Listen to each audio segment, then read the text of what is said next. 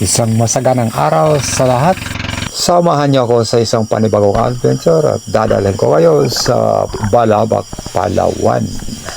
Siyempre kasama pa rin natin ang trupa at mga bisita na mga magaganda.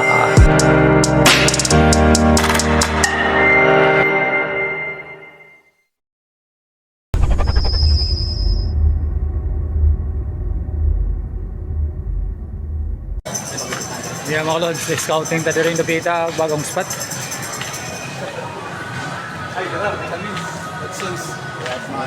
Watson. Sana tayo rin kung saan pwede. Ayan ang mga tropa oh. Galamod muna kami para makabili ng ilang supplies na dadalhin doon sa Balabac. At dito kami nag-overnight sa local hut. Isa itong pag-aari ng pamilya ni Bro Rib Villarmente. At syempre discounted kami dahil mga espero. Maraming salamat po at shoutout sa management ng local hut dito sa Palawan. At ito mga kaibigan, dito na tayo sa Bululuyan Port. Dito tayo tulog. tatawid papunta sa Balabac.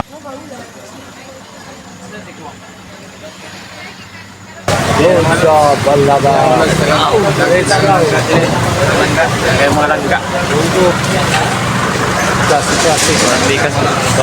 Ayan, dito kami sasakay mga lods. Ito yung mga kasama namin. Oh. Ayun. Aray ko.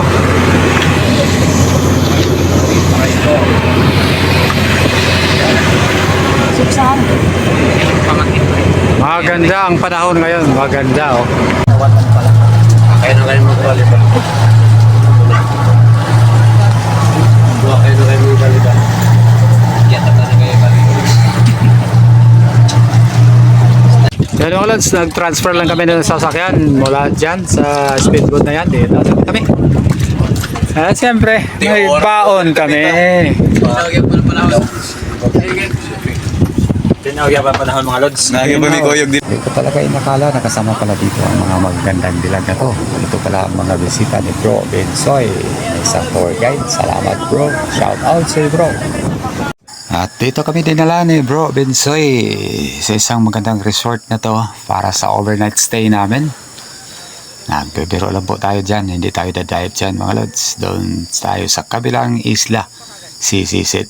Sasakay pa ng bangka para makarating doon. At sisisid kami sa hapon na to para sa aming pang-ulam dito. At habang papunta sa bangka, ito nasa lubong ko ang isang magandang dilag na tour guide. Ito, nagpa-picture siya sa atin. Salamat po madam. Island Hunter, boy.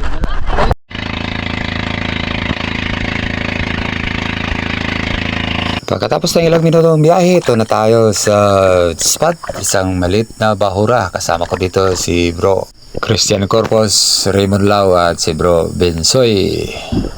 Napakalinaw ang spot at ito may isang nilalang na naman na nakita tayo dito. At ilang sandali pa nakarating ako dito sa medyo malalim na bahagi ng spot. At napakalinaw pa rin ang visibility ng tubig dagat. At makikita natin dito ang magandang mga corals. At saka maganda ang fish activity dito sa ilalim. So excited tayo ngayon na mag-hunting na naman dito sa area na to. Dito matiyaga akong naghihintay ng mga malalaki. Pang-ulam ang target natin ngayon. So pipili tayo ng mga masasarap na isda dito sa ilalim.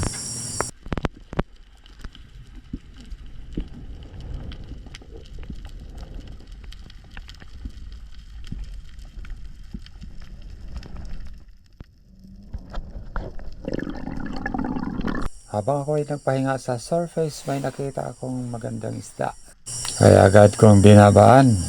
Kabisado ko na ang behavior ng isdang ito, kaya tamang hintay lang para lalapit ito sa atin. At di ako nagkamali, lumapit talaga. Kaya ito, tamang alignment lang para makakuha tayo ng magandang tira. Ayun, sapol.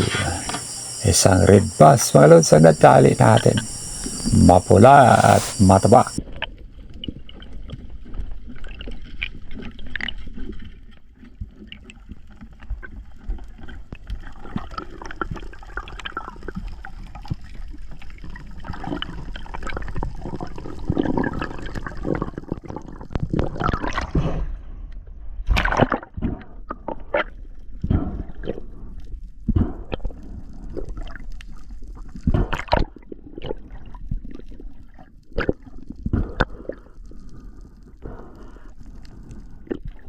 At ito na nga, na-secure na natin ang ating first fish of the day dito sa Balabak.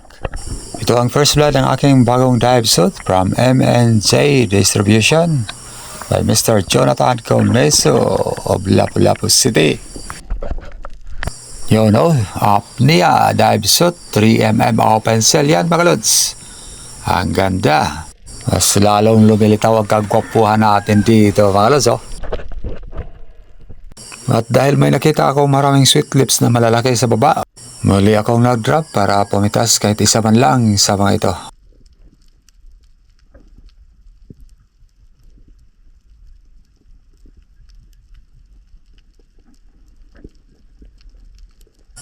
Kaya ito, matiyaga akong naghihintay na makakuha ng magandang tira.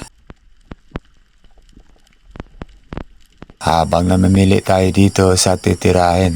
Pare-pareho lang naman ang laki sa mga isdang ito. Kaya goods na kahit saan dito.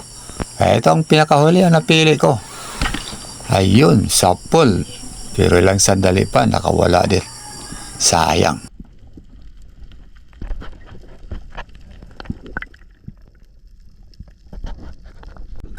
At ito si Bro Christian Corpus Batang Espero nakadali ng isang bluefin trevally sa 21 meters. Isang masarap na pangulam naman ito para sa ating mga magagandang bisita mga lods. At ito rin si Bro Vince kasama namin dito.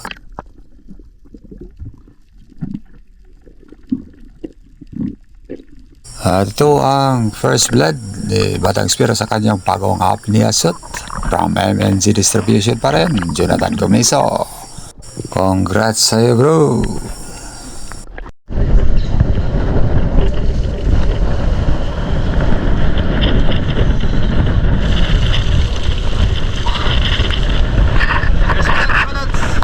Shout out, apnea. MNC Distribution. Bro. Ito na bro. First class na asot na. Bass.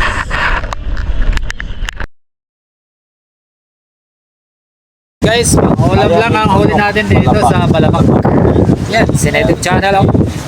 Ang smell naman dyan. Ayan mga lods, isa na namang magandang araw. Dito pa rin tayo sa Balabak. So, dive muna kami. Pang ulam lang. At ito, kompleto na ang trupa. Kasama na natin dito sina Bro Joy Adventure, Anthony Rabanal, Native Channel, Batang Espero, Raymond Lau, at saka yung botman namin na namamana din. Punta kami sa isang magandang lugar na kanyang spot din. At ito na nga kami, napakalinaw pa rin ang spot. Ito, may nakita tayong isang spotted stingray. Sagana pa rin sa life form sa area na to. May nakita pa tayo dito na isang giant clam. Pero maliit pa oh. Pero di natin yan kinuha. Siyempre bawal yan. Kaya bante tayo dito sa unahan. Mayroon pang isang eel. Ayan oh, nakatago dyan sa ilalim oh. Yan. Sarap sa gata niyan o kaya dahil. Pero hindi natin yan pinitas. Next time na lang pag malaki na.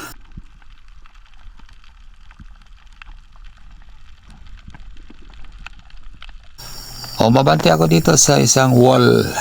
Ito may nakita tayong isang harlequin sweet lips doon sa baba. Kaya ito ang inabangan natin.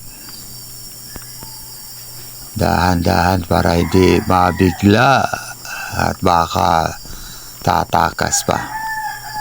Ito, matiyaga tayo naghihintay. Sana lalabas din. Ayun, lumabas din. Kaya stone shot ka tuloy. Yan ating first fish of the day, isang Harlequin Sweet Lips.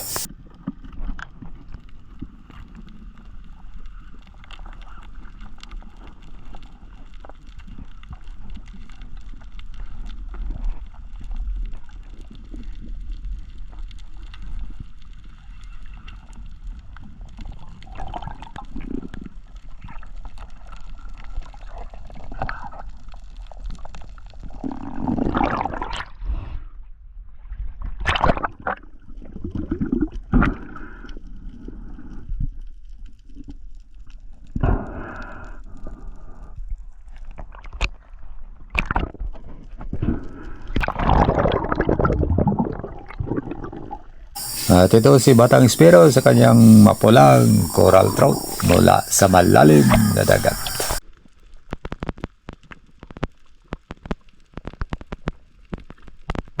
Sa pagpatuloy sa aking pagsisid, napunta ako sa spot na to at may nakita akong isang good size na lens snapper. So yan ang target ko dito ngayon. Sinundan ko ang galaw nito para makakuha ako ng magandang tira. At ito na nga, kinalabit ko na, kaya lang hindi ito natamaan. Ang swerte ko bro, next time na lang.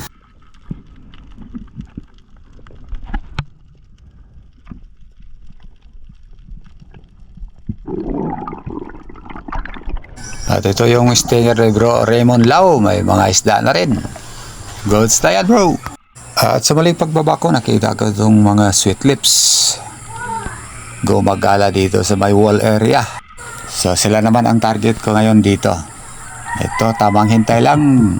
Kung lalapit ito, titirahin natin. Ayun oh, mukhang lalapit talaga itong isa. Kaya yari ka ngayon boy. Ayun, stone shot. Ngayon mga lods. Sarap sa pakiramdam mga ganito mga tama yung hindi ka na pinapahirapan sa mga isda na nahuli. Pero goods pa rin pag lumalaban. Another challenge din yun.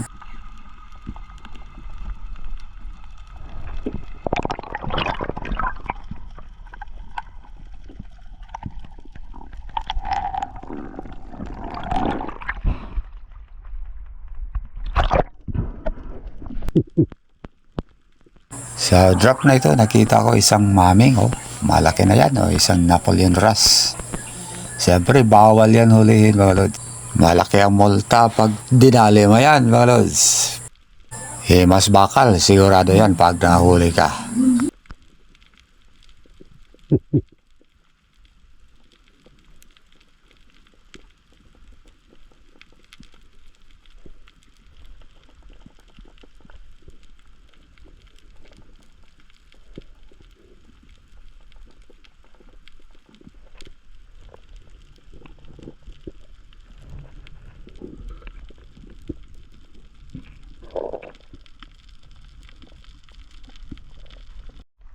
Ito si Bro Joy Adventure Anto de Rabanal, may huli na rin, sweet lips pa rin. Goods din yan bro, congrats. Ito another sweet lips, isang oriental sweet lips naman ng huli pa rin ni Bro Joy Adventure. Sa aking pagpapatuloy sa pa-explore sa spot, napunta ako dito sa isang malinaw at mababaw na area. Ang daming isda, kaya dito ako tumambay saglit. Namimili. Pero may napansin akong kakaibang isda dito. Yun talaga isang napakagandang isda. Isang napaka-challenging na isda na i-hunt sa spearfishing. Ito ay ang Yellow Lip Emperor. Sadyang may lapang isda ito. Kaya ubusin talaga ang hangin mo kung yan ang target mo na isda. Hindi pa abot ng 10 ang nahuli ko nito. Kahit napakarami nito sa spot ng Scarborough. Sadyang matatalino ang mga isda nito kaya marami ang sablay po sa isda nito. Marami na sana ang isda na pwedeng tirahin sa spot na to. Kaya lang hinintay ko yung isa dyan. Yung target ko na Yellow Lip Emperor.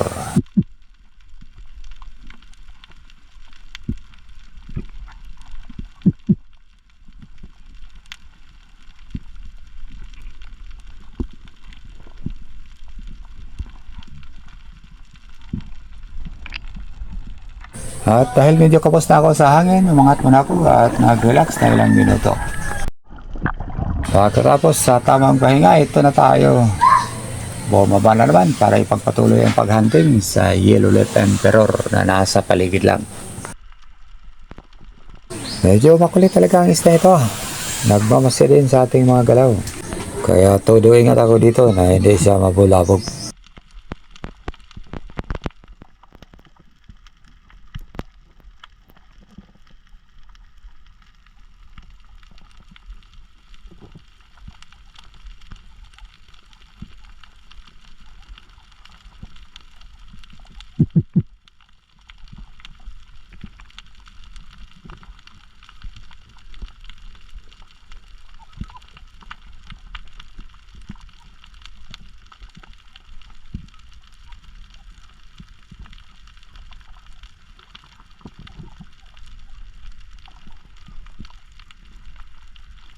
At ito medyo na-close ko na ang gap.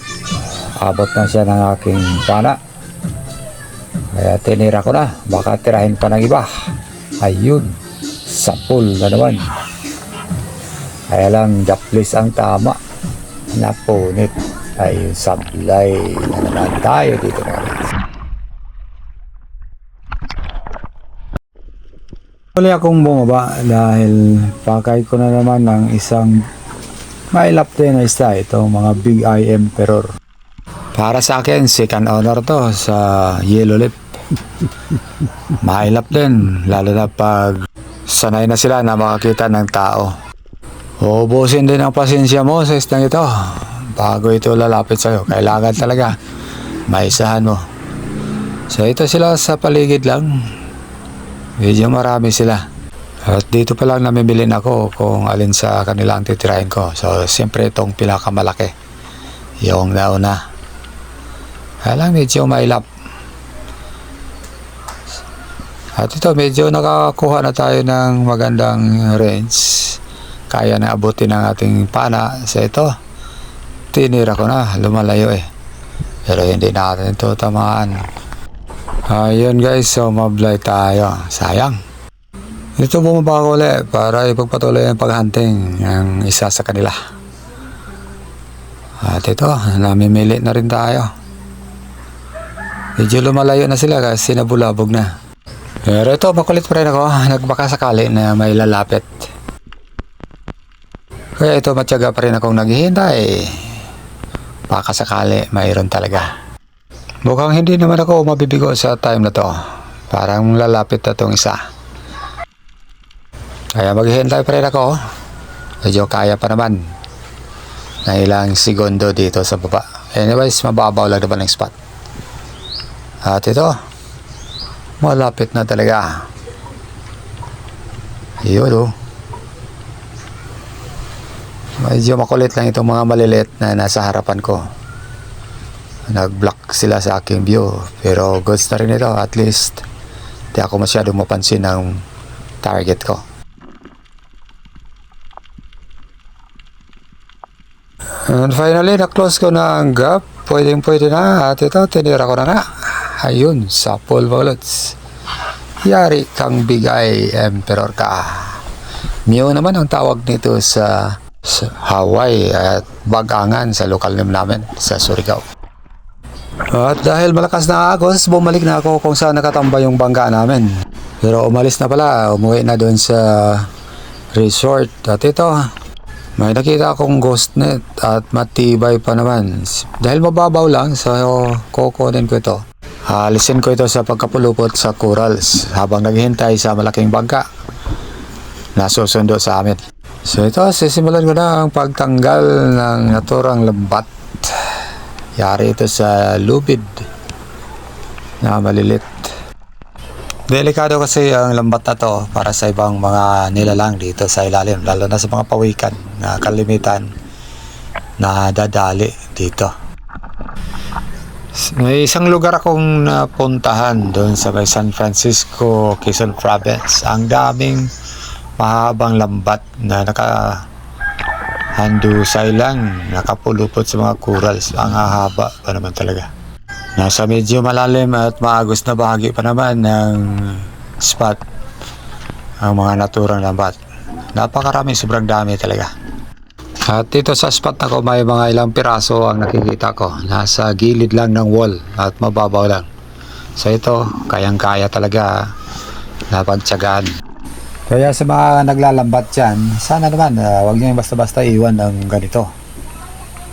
Dahil hindi talaga ito maganda, nakakasira ito sa mga corals at iba pang mga yamang dagat, kaya ng pawikan, mga isda, at iba pang mga nilalang na paring mapulupot dito.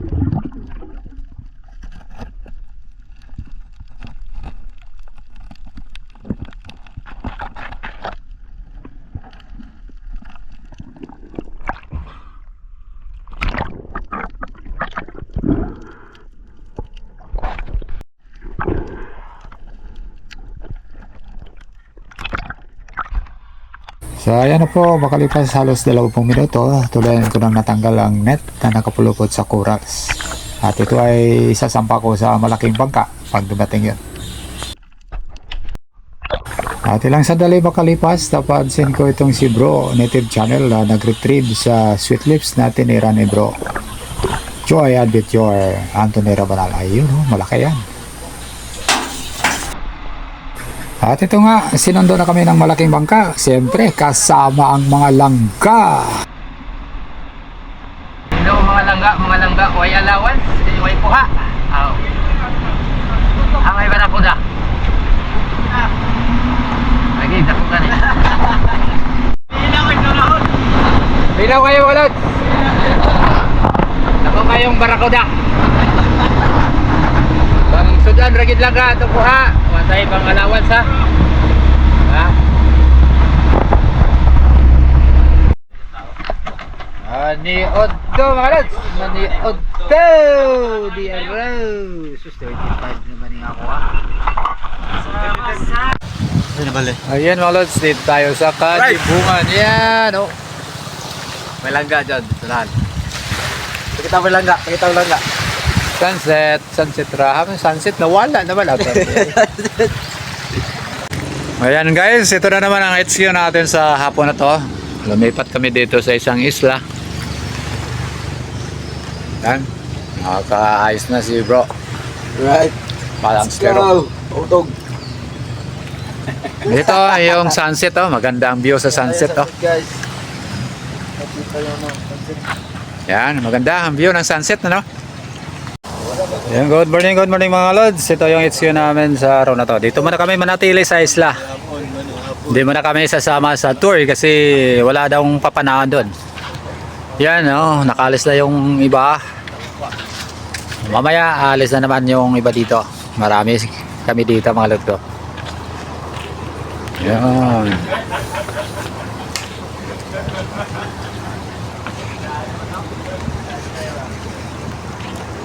Oh, napakagandang buhangin dito mga lods. Oh. Part ito ng Balabak. Yan, sa Kanibungan.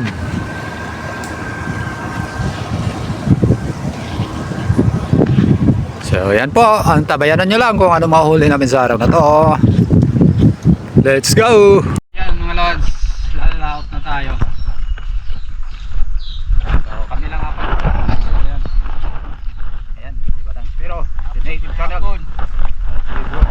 Adventure.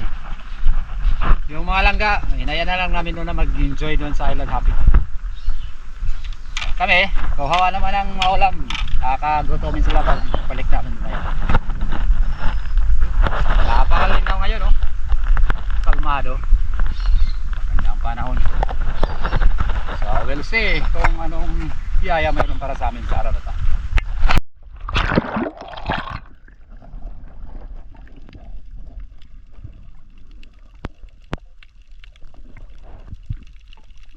At ito, sinubukan ko mag-shore dive. Napakalinaw ang tubig, maputi ang buhangin. Pero sadyang napakalayo ang malalim na bahagi. Mga maliliit lang na isda ang nakita ko. Ito, isang lionfish. At sa pag-abante ko, mayroong iba pang mga maliliit na mga nilalang dito sa ilalim.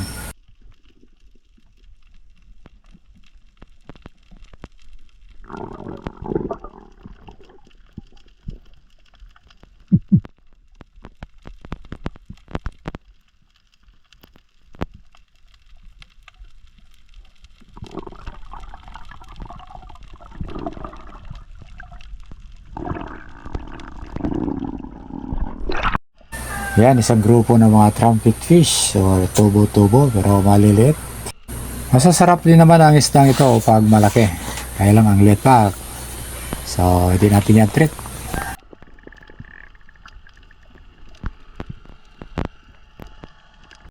Ito, isang sea urchin ng kinuha ko. Kaya lang, ang haba ng mga tinik. Malalaki pa naman dito at ang laki din ng laman.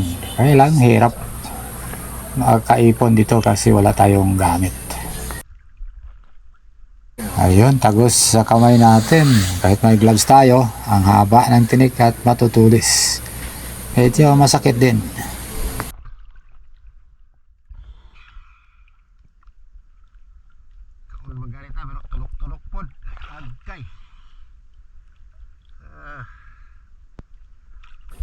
Pagkatapos nito, hindi na ako tumuloy dahil ang layo talaga ng malalim na bahagi at saka medyo maagos pa. Nakakapagod pagbalik sa tabi. At ito ang nahuli nila Bro Joy at Native Channel. At dahil wala kami makuhang bangka na magamit sa pagsisid at malayo ang mga spot dito, nagpasya kami na umuwi na. Lilipat naman kami ng bagong spot. Mga lods, so kain muna tayo bago kami alis at punta naman kami sa ibang spot. So maraming salamat po dito sa isla na to. Isla ng Kanibungan po. Napakaganda po ang isla na to mga lods. Lalo na po sa mga nandito sa resort. Yan po. Ang babait po nila. Libre kami kain dito. Dahil mainit ang pagtanggap namin sa inyo, bibigyan kayo ng hilaw na pinya. Yes! Salamat! Yeah. Yan po si Kiao. Magaling magsalita yan. Kiao! Kiao! O yun? Mabait si Kiao.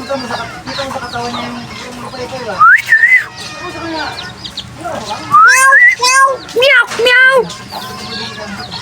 Sige. Mabait. Marunong ka kumanta, Kiao? Ha? Meow, meow, meow. Meow meow lang? Sige. Meow, meow, meow. Meow meow. Oh, galing. Yan, pansaman na lang, bahay mo na. Sa isla ng Kanibungan. Dalawang hindi na lang.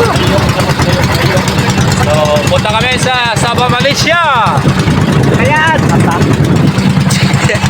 Go! Malaysia sa mata.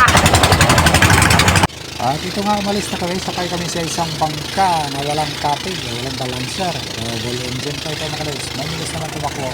At ito nga, kalmado naman ang dagat. Kaya goods ito. Kabilis ang takbo ng aming bangka. Oh. Kakaibang bangka talaga ito mga lods. First time natin na nakasakay sa ganito. At ito nga, malapit na kami makadaong sa port ng Bululuyan. Ligtas at maganda naman ang biyahe namin.